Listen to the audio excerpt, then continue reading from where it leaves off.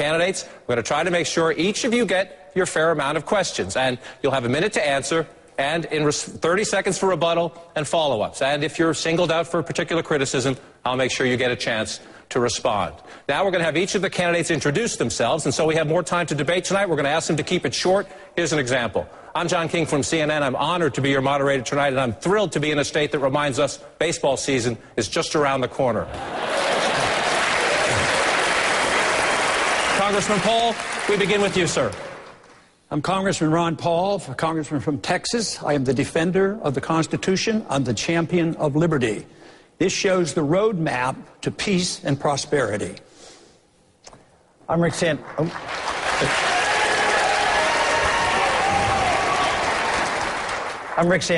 and we have a lot of troubles around the world, as you see, the Middle East in flames and what's going on in this country with gas prices and the economy. And I'm here to talk about a positive solution to the problems that confront this country that include everybody from the bottom up.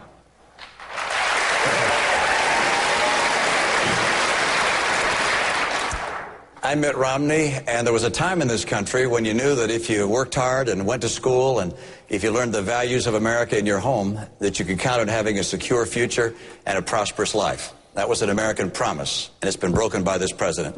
I want to restore America's promise, and I'm going to do that. That's good enough. Yeah. As George Costanza would say, when they're applauding, stop, right? Yeah. I'm Newt Gingrich, and I've developed a program for American energy so no future president will ever bow to a Saudi king again, and so every American can look forward to $2.50 a gallon gasoline.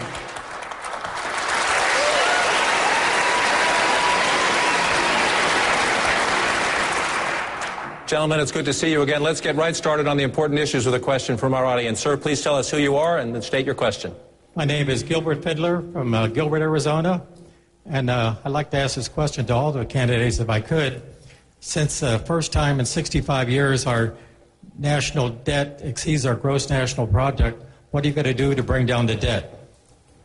Thank you, sir. Senator Santorum, let's begin with you. Yeah, thank you, Gilbert. I've put together a specific plan that cuts $5 trillion over 5 years, that spends less money each year for the next 4 years that I'll be president of the United States. So it's not inflation adjusted, it's not baseline budgeting. We're actually going to shrink the actual size of the federal budget.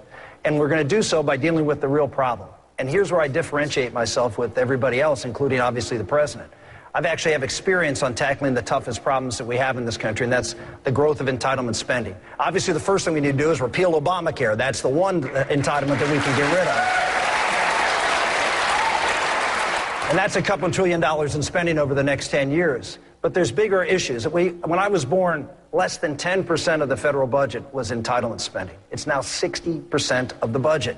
Some people suggest that defense spending is the problem. When I was born, defense spending was 60% of the budget. It's now 17%. If you think defense spending is the problem, then you need a remedial math class to go back to. Defense spending will not be cut under my administration, but we will go after all of the means-tested entitlement programs, Medicaid, food stamps, all of those programs, and do what we did with welfare.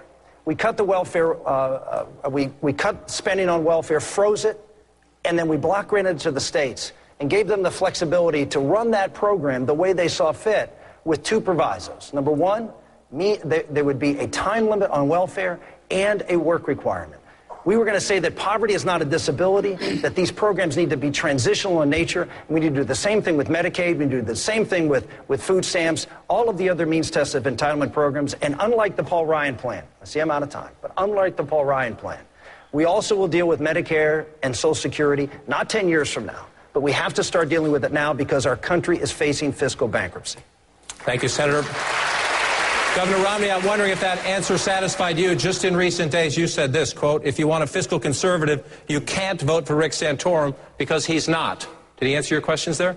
Well, I'm looking at his historic record, which over raising the debt ceiling 5 different times without voting for compensating cuts, voting to keep in place Davis-Bacon, which costs about $100 billion over 10 years, a whole series of votes, voting to fund Planned Parenthood, to expand the Department of Education during his term in the Senate.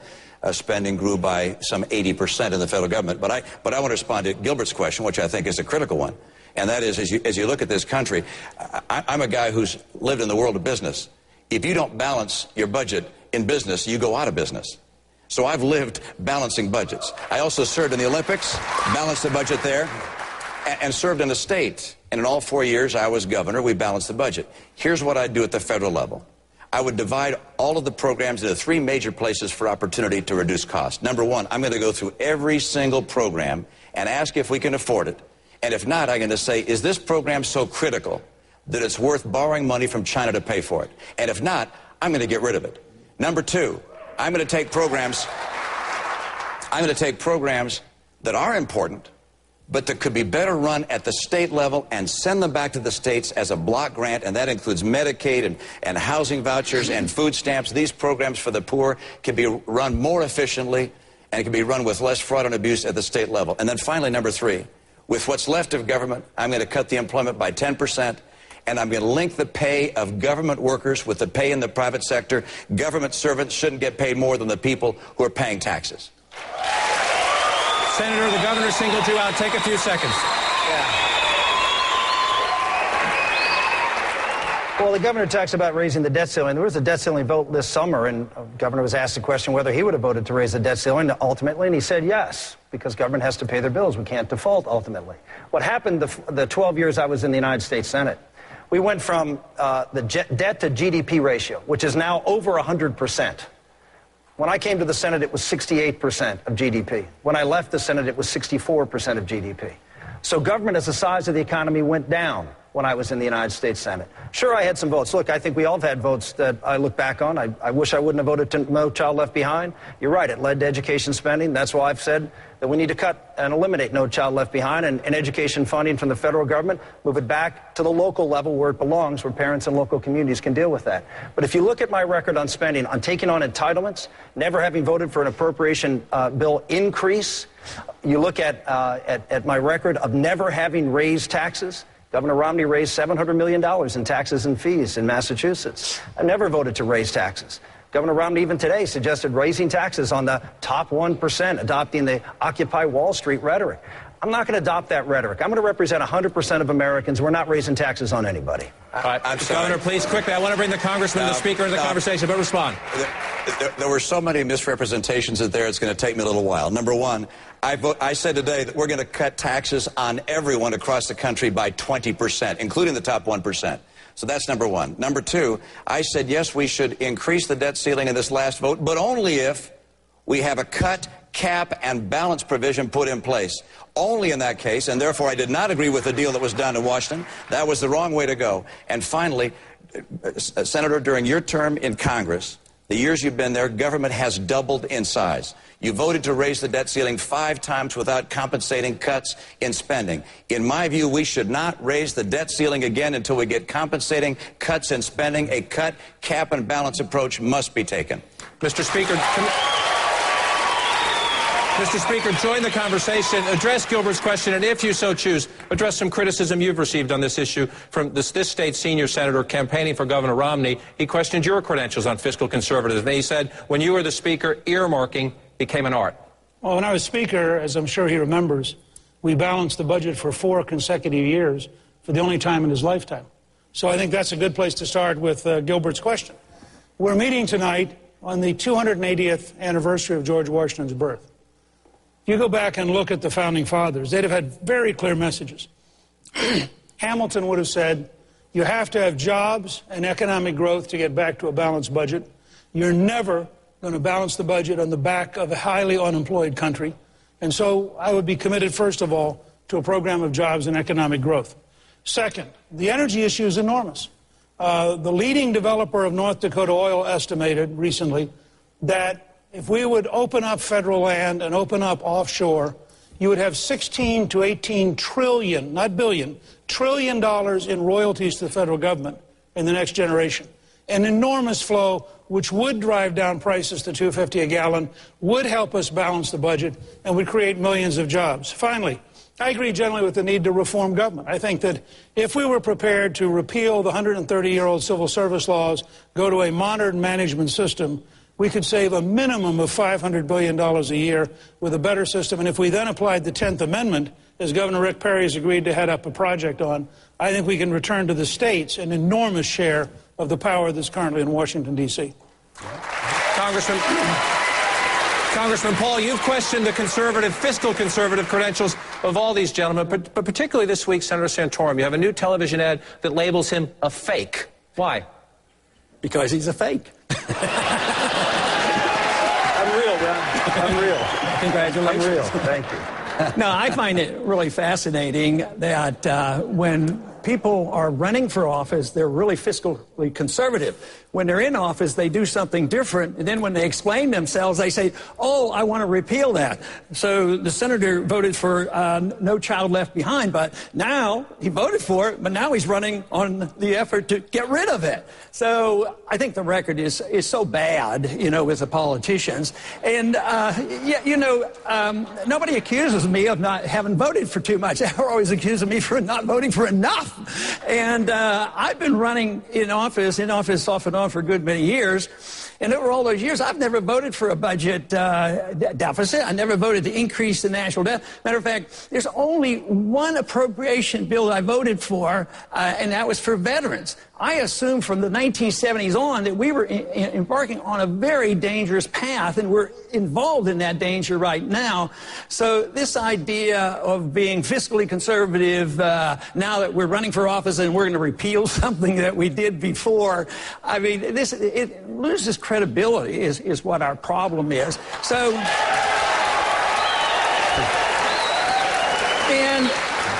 and the one thing that I think should annoy all Americans is the voting for foreign aid. I mean, just think, their foreign aid packages are huge, and when the member votes for it, they don't say, well, this money's going to ABC because I love that country, but it's the principle of the way the government works. You vote for foreign aid because for some weird reason it's supposed to be good for America, but then it goes and helps all our enemies. That's what I disapprove of. Senator Santorum, respond quickly. Ron, the Weekly Standard just did a review looking at the national taxpayer unions, I think Citizens Against Government Waste, and they measured me up against the other 50 senators who were serving when I did, and they said that I was the most fiscally conservative senator in the Congress in the 12 years that I was there. My ratings with the national taxpayer unions were A's or B's. They were very high from the Citizens Against Government Waste. I got a hero award. I was a leader, as you know, on taking on tough issues, which is the entitlement programs, not just welfare reform, but I also worked on Medicare reform and Medicaid reform, and also was a leader on trying to deal with Social Security. And I did that not representing one of the most conservative districts in the state of Texas, but in the state of Pennsylvania, with the second largest per capita population of seniors in the country. And I can tell you, those seniors really cared about Social Security. Why? Because all my rich seniors moved to Florida and Arizona. And what's left in Pennsylvania is folks who relied on Social Security. And I was out there as a Republican senator, a conservative voting record, over a 90% conservative voting record from the American Conservative Union. By the way, Ron, you ranked 145th in the bottom half of Republicans this year in a conservative voting record from that same organization. We had a strong record in a tough state to be a conservative. If I can stand up in the state of Pennsylvania, which hasn't elected a Republican president since 1988, and have a strong principled voting record on issues that were tough in my state, senior issues. Imagine now, as the President of the United States, with a Tea Party movement and a riled-up conservative base, what we can accomplish in Washington, D.C. Congressman quickly. You know, that's always a cop-out when you compare yourself to the other members of Congress. The American people are sick and tired of the members of Congress. They get about 9% rating. But this whole thing about comparison of conservative votes, I think you make a very important point. I don't rate one at the top. If it's spending or on taxes, I'm at the very top because I vote for the least amount of spending and the least amount of taxes, which means that some of the conservative ratings, you have to realize, sometimes conservatives want to spend money too. When it comes to overseas spending, you vote for the foreign aid. Conservatives are quite pleased with spending money overseas, but if you're a strict fiscal conservative and a constitutionalist, you don't vote for that kind of stuff, and so you can't just go by the ratings. As you can see, it's an important issue to the people in the audience. I think it's one of the reasons this race has been so volatile. Voters are looking and they're saying, which of these candidates can I trust? And each of you are trying to make your case to them. As you tried to do so, Governor Romney, you said recently that as governor, you are a severely conservative governor of Massachusetts. What did you mean by that?